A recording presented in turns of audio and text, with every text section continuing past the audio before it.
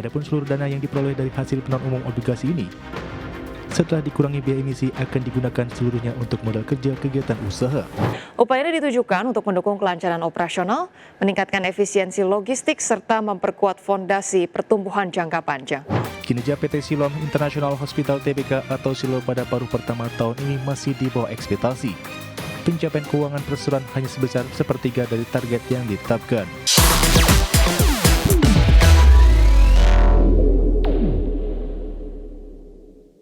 Ya, kita ke informasi berikutnya pemirsa terkait dengan emiten barang konsumsi PT Mayora Indah Tbk menawarkan obligasi dengan jumlah pokok sebesar 1 triliun rupiah. Keseluruhan dana yang diperoleh dari hasil penawaran umum obligasi ini akan digunakan seluruhnya untuk modal kerja kegiatan usaha.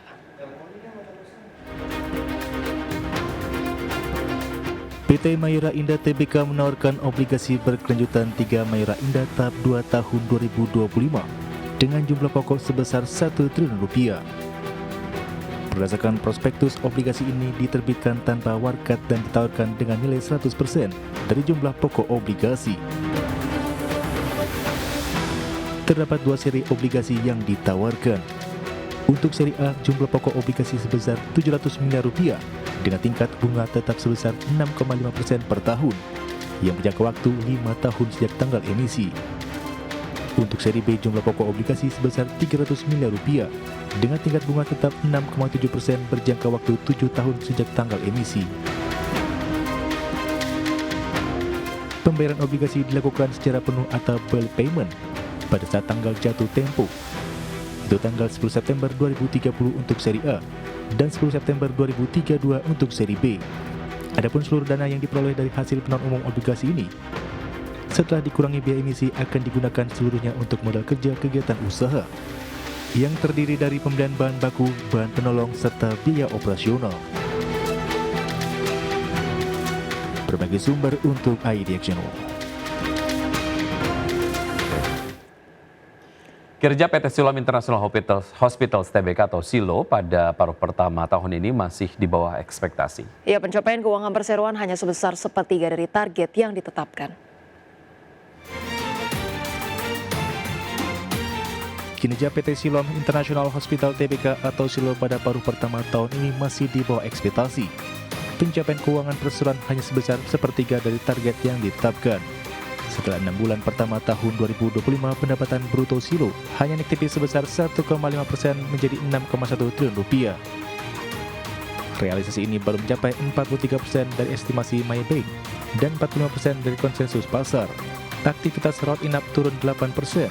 Dengan tingkat okupansi tempat tidur menyusut ke level 62%.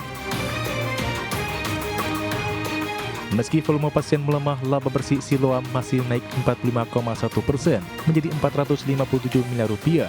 Namun pencapaian itu hanya setara 32% dari estimasi Maybank dan 38% dari konsensus.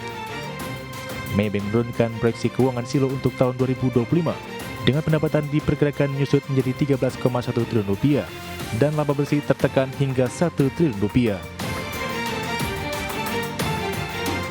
Maybank Sekuritas menurunkan target harga saham Silo menjadi Rp2.500 per saham, namun masih memberikan rekomendasi buy.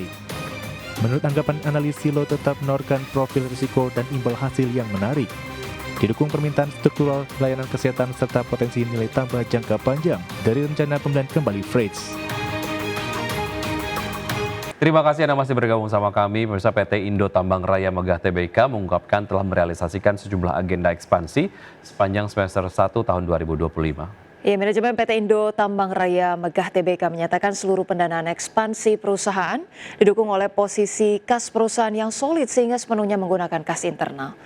Hingga baru pertama tahun 2025, perseroan memfokuskan ekspansi pada peningkatan kapasitas pelabuhan Bunyut, perbaikan kualitas jalan tambang atau hauling road di Site Melag, serta pengembangan infrastruktur di PT Nusa Persada Resources. Upaya ini ditujukan untuk mendukung kelancaran operasional, meningkatkan efisiensi logistik, serta memperkuat fondasi pertumbuhan jangka panjang. Adapun hingga semester 1 2025 belanja modal yang terserap mencapai 32 juta dolar Amerika atau meningkat dibanding periode yang sama tahun lalu. Sedangkan untuk keseluruhan tahun 2025, perseroan mengalokasikan belanja modal sebesar 65 juta dolar yang difokuskan pada pengembangan infrastruktur, penunjang operasional, efisiensi produksi, serta investasi strategis.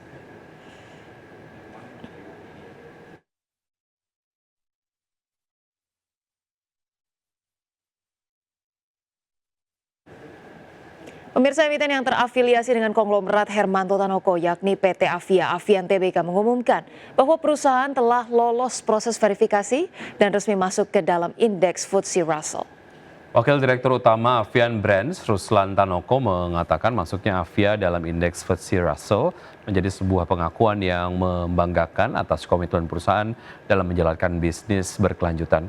Adapun sebagai langkah strategi selanjutan usai Avia masuk ke dalam indeks, perusahaan meluncurkan strategi Avian Brand Sustainability Strategy. Strategi tersebut memiliki 4 pilar, yakni product pillars, di mana perusahaan menciptakan produk yang inovatif, aman, dan ramah lingkungan. Selanjutnya environment pillars, di mana perusahaan menjaga kelestarian alam melalui efisiensi energi, pengurangan limbah, dan pelestarian sumber daya. Dan ketiga, people and community pillars. Dan keempat, governance pillars, di mana perusahaan menegakkan tata kelola perusahaan yang transparan, etis, dan bertanggung jawab.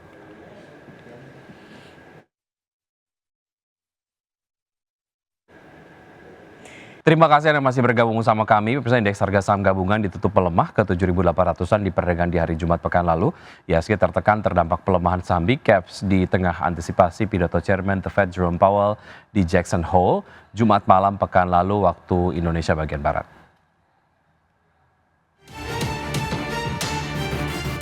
Indeks harga saham gabungan atau IHSG ditutup melemah 0,40% atau terpangkas 31,86 poin ke level 7.898,85 di penutupan perdagangan Jumat pekan lalu. Catatan ini membuat IHSG dalam sepekan terkoreksi 0,90%. Indeks sektoral yang turun paling dalam diantaranya barang baku melemah 0,55%, sektor kesehatan tertekan 0,54%, barang konsumen primer koreksi 0,40%, sektor energi terdepresiasi 0,34%. Sementara sektor transportasi dan logistik melesat 2,03% dan sektor teknologi menguat 1,54%. IHSG melemah terbebani koreksi saham-saham big caps. Dari perbankan, saham BPCA ditutup melemah 1,17% di level Rp8.450 per saham. Dari teknologi, saham DCII ditutup melemah 1,45% di level Rp340.000 per saham. Saham ANMM ditutup melemah 1,43% di level Rp8.600 per saham. Saham DSSA ditutup melemah 1,75% di level Rp78.825 per saham. Dan dari grup Prajogo Pangestu, saham BRPT ditutup melemah 1,32% di level Rp2.250 per saham.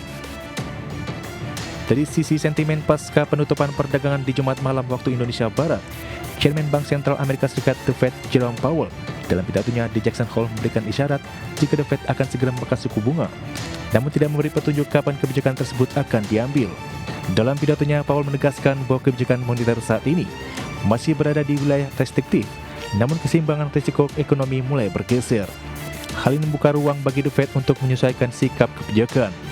Powell juga masih menekankan jika The Fed akan bertindak hati-hati dan terus mengevaluasi dampak tarif serta kebijakan lain terhadap perekonomian.